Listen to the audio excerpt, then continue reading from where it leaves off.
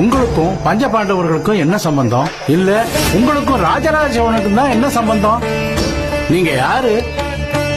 இந்த எல்லா கேள்விகளுக்கும் விடை தெரியணும்னா நிச்சயம் அக்ஷய பாத்திரம் இருக்கிற இடத்துக்கு நீங்க போயே ஆகணும்.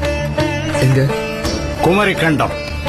உலகின் முதல் மனிதன் எப்போது தோற்றம் பெற்றானோ அப்போதே தமிழ் மொழியும் தமிழ் இனமும் தோற்றம் பெற்றுவிட்டது.